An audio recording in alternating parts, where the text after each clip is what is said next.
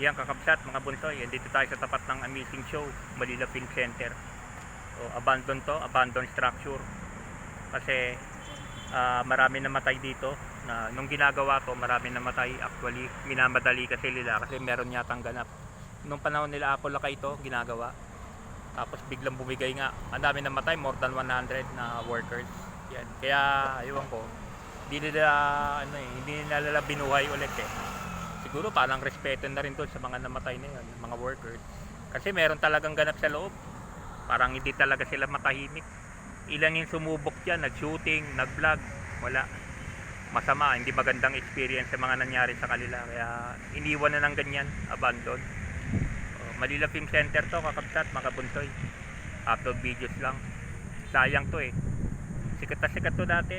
Isa rin pet project ni Madam Imelda Marcos. Wala eh. Talagang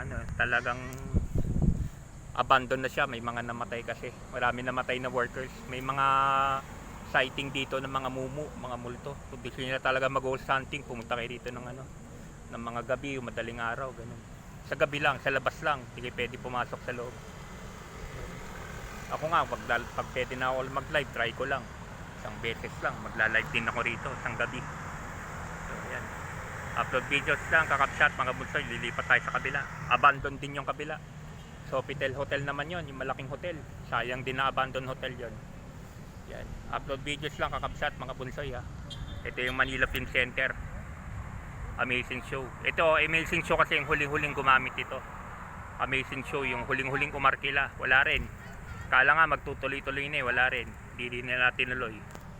Kaya na-abandon na lang talaga. Naging ganito na lang talaga. Sige kakabsat mga bunsoy, ikot-ikot lang tayo. Lipat tayo doon sa Sofitel Hotel. Upload videos din.